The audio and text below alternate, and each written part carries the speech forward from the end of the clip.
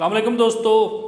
कोई भी मुल्क हो, चाहे वो डेवलप्ड कंट्री है या अंडर डेवलप्ड कंट्री है, उसका मेन फोकस उसके नौजवान होते हैं, क्योंकि नौजवान ही उसका because they are the architect of that country's future.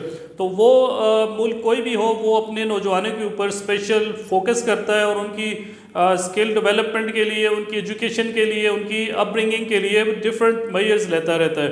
तो इसी तरह पाकिस्तान के अंदर भी नौजवानों में खुसूसन इस वक्त जो सबसे बड़ा मसला है वो अनएम्प्लॉयमेंट का है। तो इसको दूर करने के लिए गवर्नमेंट ने एक स्कीम लॉन्च की है जिसका नाम है prime minister youth business and agriculture loan scheme.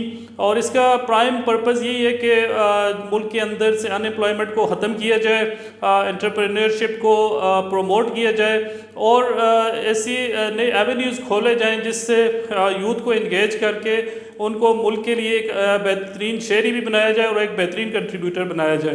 तो इस स्कीम की जो मेन फीचर्स हैं उसमें ये कि इसमें जो एलिजिबिलिटी क्राइटेरिया है उसमें 21 साल से लेके 45 ईयर्स तक नौजवान इस स्कीम के तहत लोन के लिए अप्लाई कर सकते हैं। और उसमें किसी इस चीज़ की कैद नहीं है कि वो किस सेक्टर से ताल्लुक़ रखते हैं। कोई भी सेक्टर हो, चाहे वो होलसेलर्स हैं, रिटेलर्स हैं, ट्रेडर्स हैं, मैन्युफैक्चरर्स हैं या कोई भी हो, वो इस स्कीम के तहत फ़ायदा उठा सकता है।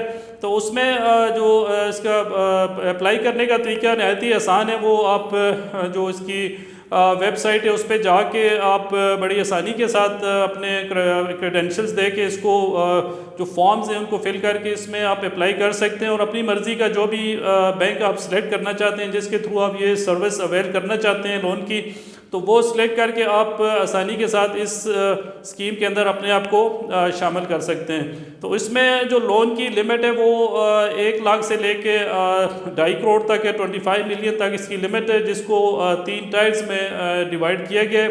जो टायर 1 है उसमें आप 1 लाख से लेके 1 मिलियन तक यानी 10 लाख तक ले सकते हैं और उसमें जो पर्सनल गारंटी है वही उसकी बेस पे ही आप इसकी स्कीम के लिए अप्लाई कर सकते हैं।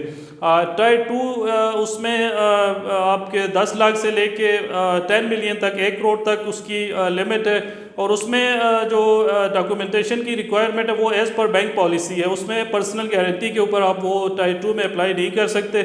इसी तरह जो टायर 3 है उसमें 10 मिलियन से लेके 25 मिलियन तक यानी 10 लाख 1 करोड़ से लेके 2.5 करोड़ तक जो है उसमें भी इसी तरह के आप जो उसके डॉक्यूमेंटेशन है या उसकी रिक्वायरमेंट है वो एज़ पर बैंक पॉलिसी होगी।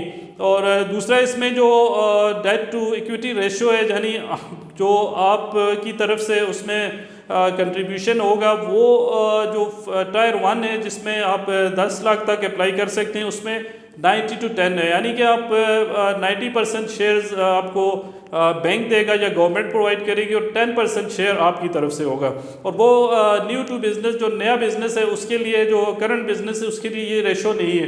तो इसी तरह जो टायर 2 है या टायर 3 है उसमें 80-20 रेशो है, यानी 80% contribution would be from the government और 20% आप देंगे। तो ये इसकी एक ख़ास बात ये है कि स्कीम के तहत आप सब्सिडाइज्ड प्रॉफिट रेट्स के ऊपर ये स्कीम अवेल कर सकते हैं।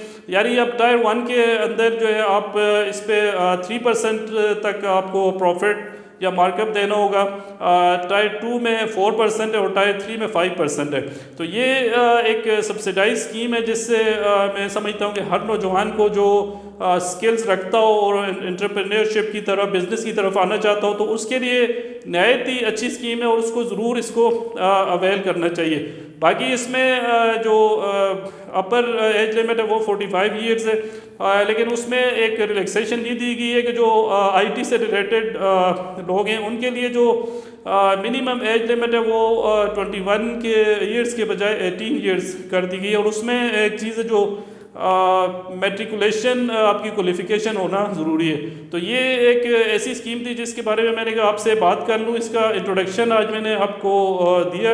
इंशाल्लाह आने वाली वीडियोस में डिटेल के साथ हम इसको डिस्कस करेंगे और उसमें जो उसकी रिक्वायरमेंट्स हैं उस पर इंशाल्लाह हम बात करेंगे। Thank you very much.